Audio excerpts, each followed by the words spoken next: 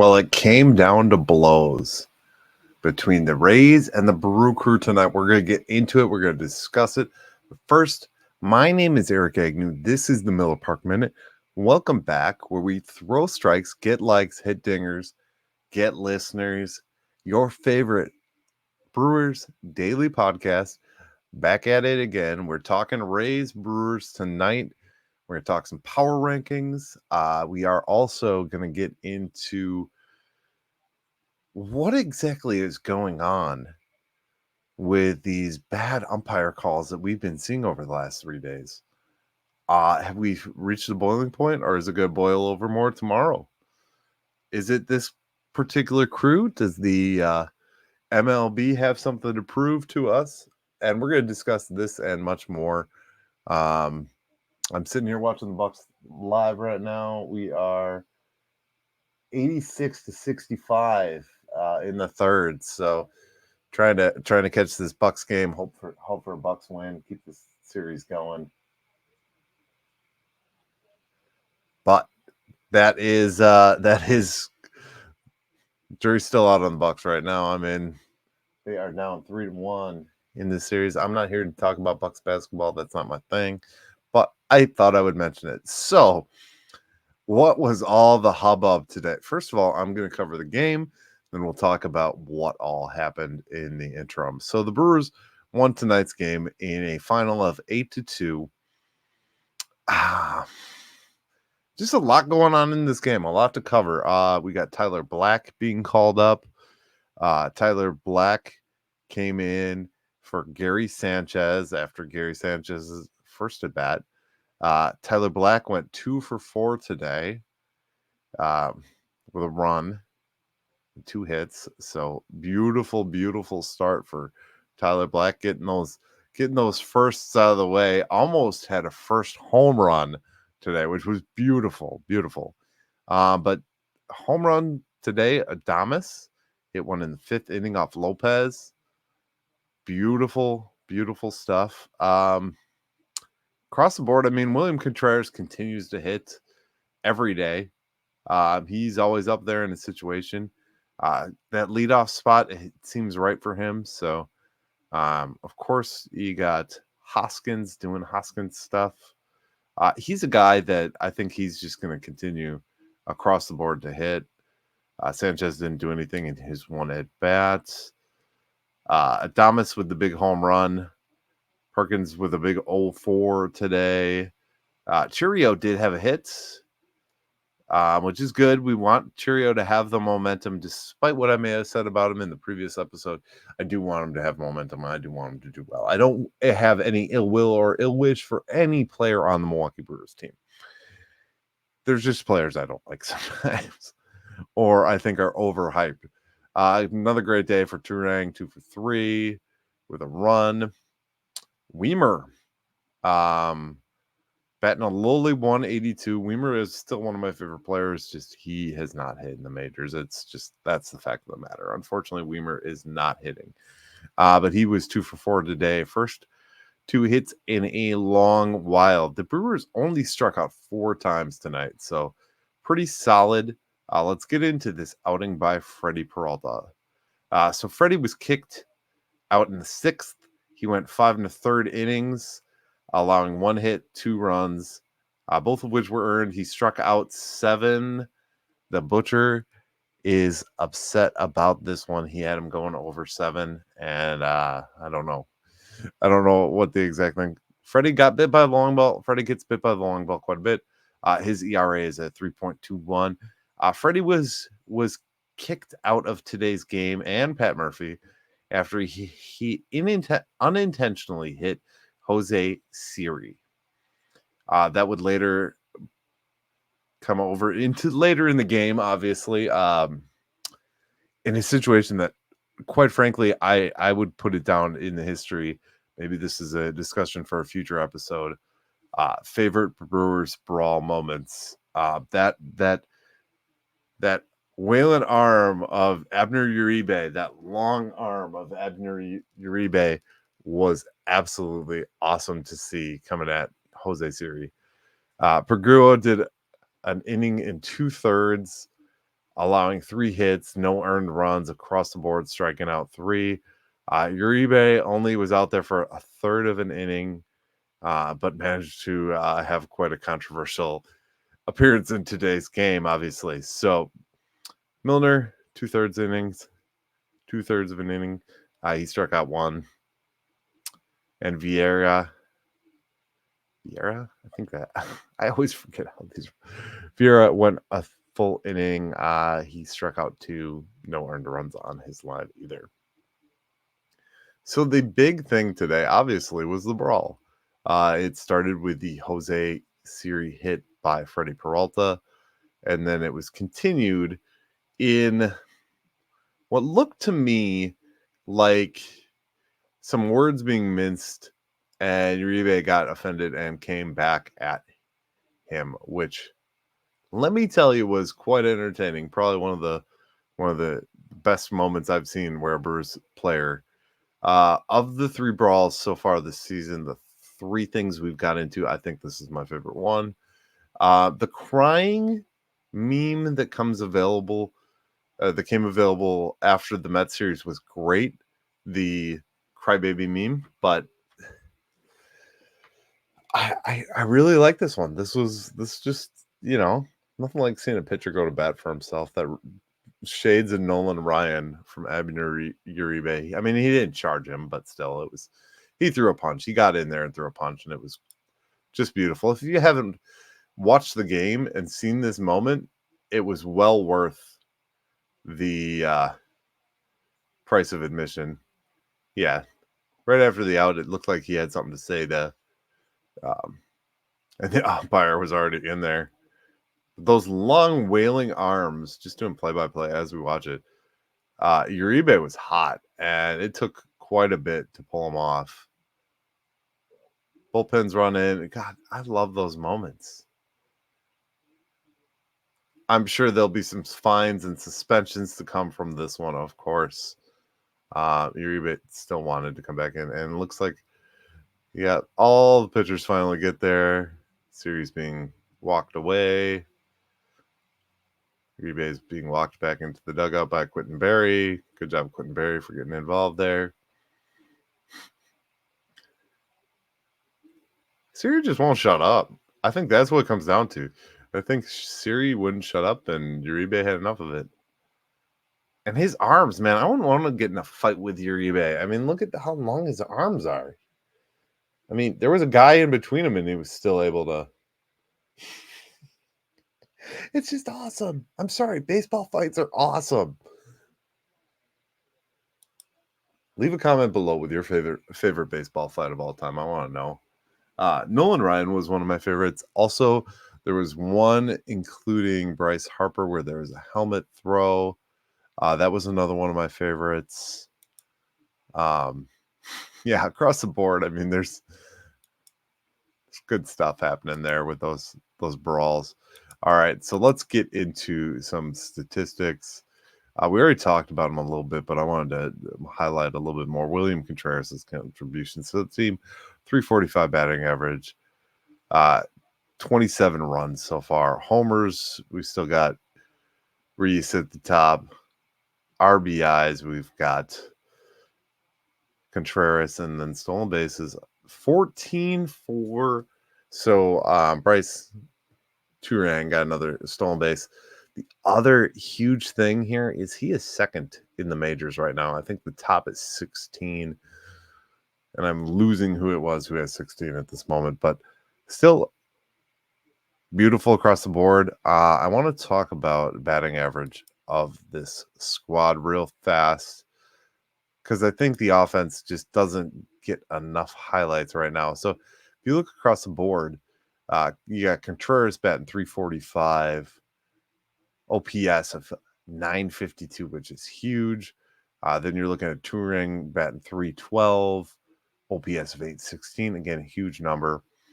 Willie Adames 270, 810. Do we still want to trade him? Like, why are people still like? I see random Facebook stuff all the time. Let's trade Willie Adames. I get that he's a potential candidate for trade, but I at this juncture, no dice. Sorry, don't trade him. Sal 263, Reese 227. Then you got Jackson Cheerio 207 or 206 after today. So really just want to get into how good the offense is over the pitching. I think pitching still needs some work, but another good game today. Good effort by Freddie. Obviously, when you got Freddie out on the mound, it's going to be a good game every time, or just about. Tomorrow we have Colin Ray on the hill for an afternoon cap before the day off, the getaway game. Colin Ray versus Zach Eflin.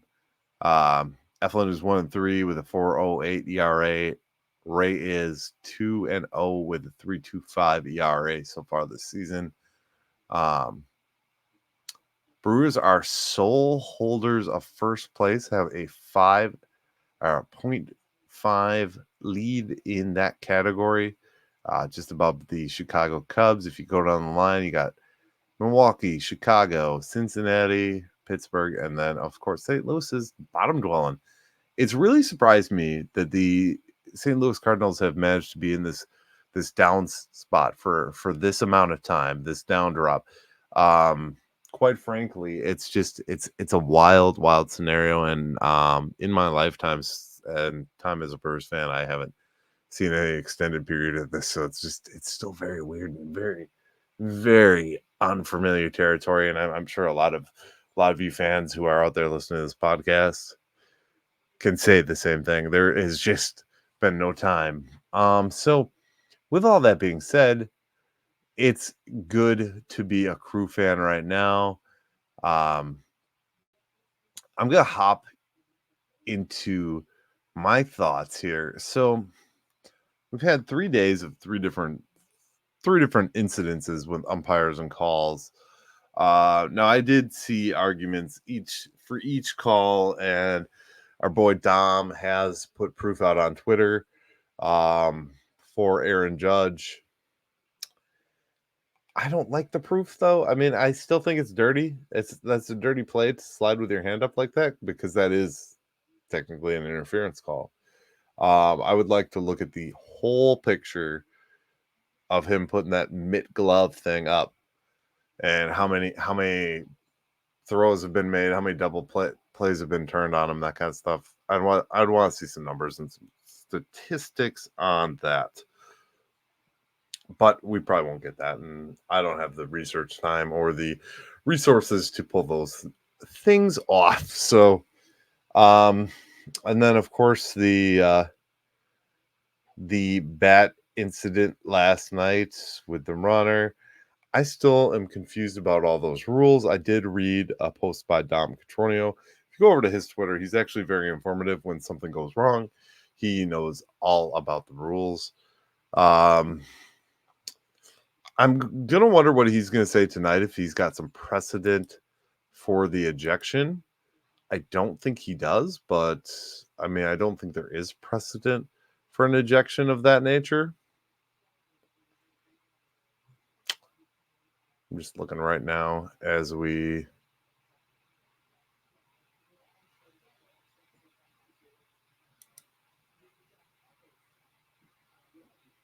speak. I don't see anything.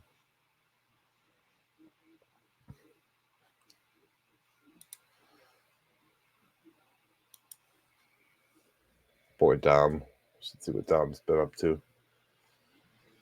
All right, Dom Catronio. Following, of course.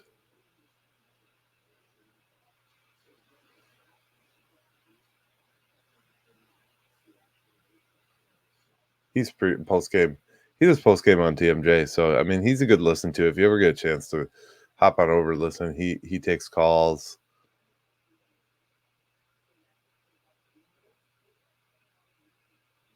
So his reply was, to recap: Siri pimped a home run down 3-0. Cool, whatever. Freddie fell behind 3-0 on him next at bat when the score was 6-1. Missed in with a fastball, hit him in the rear end. Umpires convened, tossed Freddie for intentionally throwing at a batter. No warnings. Murph ejected for arguing.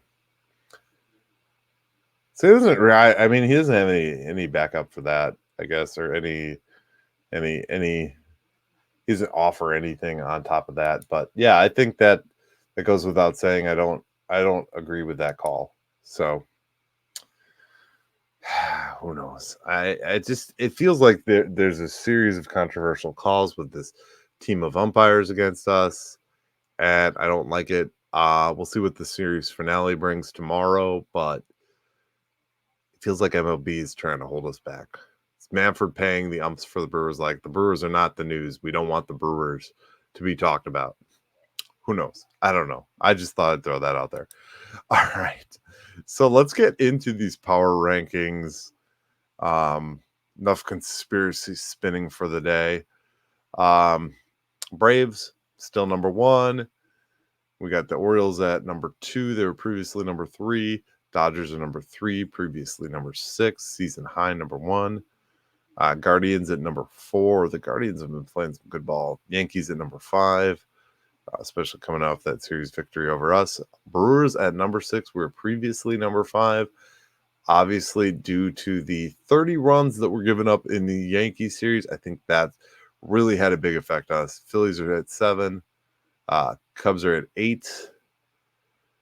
9 is the Royals, and the Mariners are at number 10. Did you guys know the Mariners are in first place in their division? That's wild to me. I mean, they got a good ball club, good young ball club, but still. Let's talk about the Athletic. That was from MLB.com, if I did not reference that. Braves number 1, Dodgers number 2, Yankees number 3, Baltimore coming in at number 4, Philly at number 5, Cleveland Guardians at 6, Chicago Cubs at 7, Seattle Mariners at 8, and Milwaukee at 9. So depending on where you go, 10 for the Texas Rangers. One of the things I like about the power rankings, and I always find interesting, is what each source has. Braves, Guardians, this is CBS Sports, Phillies, Yankees, Orioles, Dodgers, Cubs, Brewers, Royals, Mariners.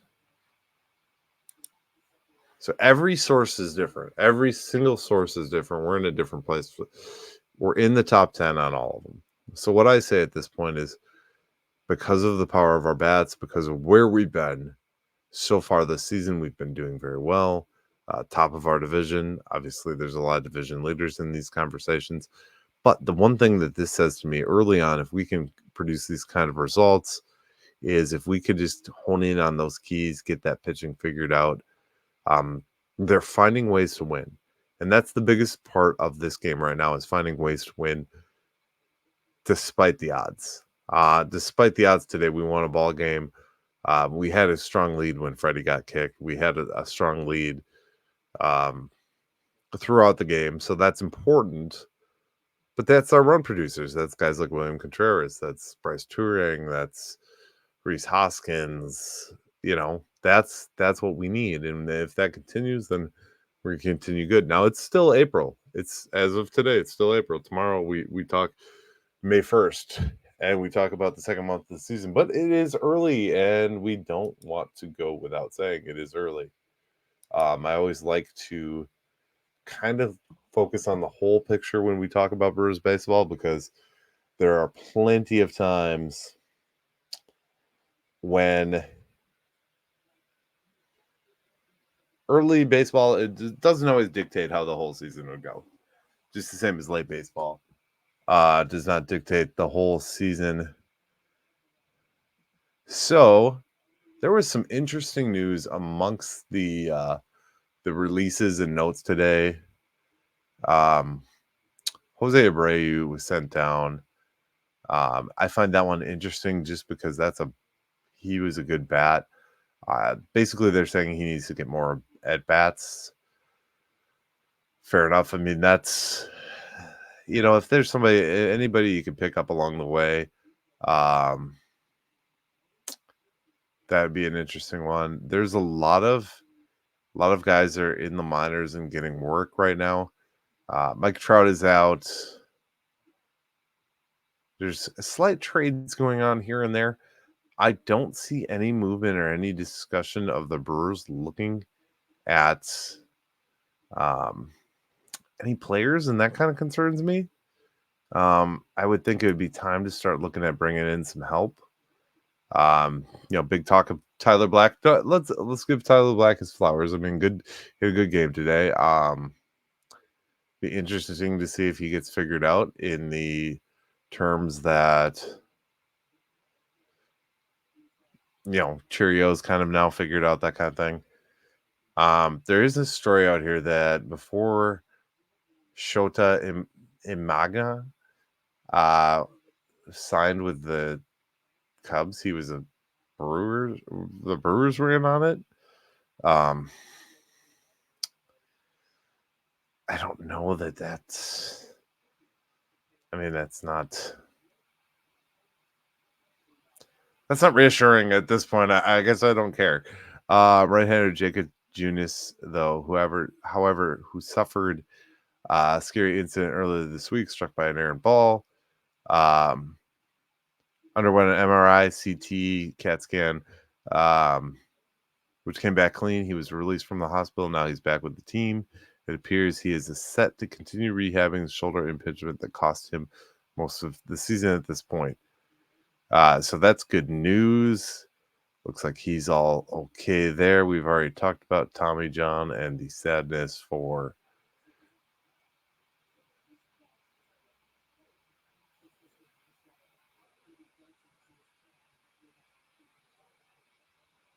looks like the corresponding move for Tyler Black was, why did Sanchez exit? I guess I missed that one.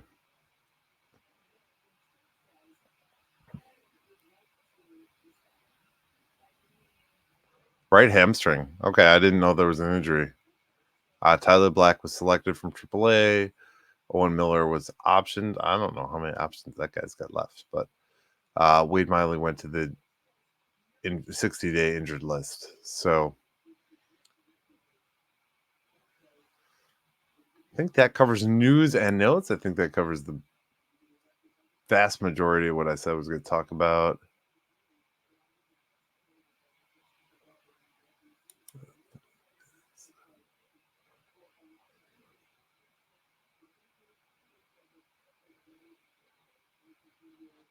Mizorowski was named Pitcher of the Week. That's the article by Adam McKelvey. I'll go ahead and read that. If you haven't already, go over to brewsfanatic.com. I've mentioned it a bunch of times. I'm partnered with those guys. Great source. A lot of independent guys like myself out there talking Brew Crew baseball. You can see videos from our friend David Go. Go check out the Barrel Banter if you haven't already. Those guys are regulars on the show, and they're fun to chat baseball with. I always like hearing what those guys have to say. I don't know that there's anything else that really piques my interest in today's game. If you guys have comments, please feel free to comment. If you got any suggestions about the content that we put out on the show and out on the air, I would love to hear them. We're trying to come out with more kind of short clips and stuff like that on a daily basis. It really, it's a whole puzzle here. So Bucks still ahead with 6 minutes to go, 99-80. So a good 19-point lead. Yeah, Milton going to the basket. Oh, nope, he didn't put it up. Why didn't he put that up? He blocked.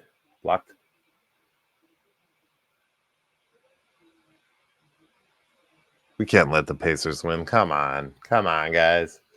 Pacers can't win. So I think tomorrow at some point in the afternoon, I'm probably going to be doing a podcast, and we're going to bring up. I'm actually going to do the research. I didn't get a chance today. The day gets away from me, but the day got away from me today, and I am going to be looking into doing more deep dives. Tomorrow's deep dive on. Maybe I'll save it for the off day. But the off day deep dive is going to be pitching, who we could add, what different things would help this club as this juncture for the long haul. So, guys, as always, this is Eric. Remember, drop a like, Subscribe if you haven't already. Watch the previous video. Watch the linked videos. Add us to your podcast feed so you can catch the latest. We're on TikTok, Insta, YouTube, you name it. Check for all the videos in all those places: Amazon, Castbox, iHeartRadio, Pocket Cast, Radio Public. If you want to save some money on tickets, go over to SeatGeek. Put in Miller Park Minutes. You can save some money. Join us on Facebook. You can become a member of the Miller Park Minute and the Milwaukee Brewers. Drop like down there. $20 SeatGeek code Miller Park Minute. Support the channel over on Patreon. Patreon.com/Miller Park Minute. All right, guys. That's all I got for you this evening. As always, go Brew Crew. First place, baby. Good to be for Tyler Black. And a brawl on top of it all. How can you go wrong? What a day, what a day, what a mighty good day. Thanks for watching. As always, go Brew Crew.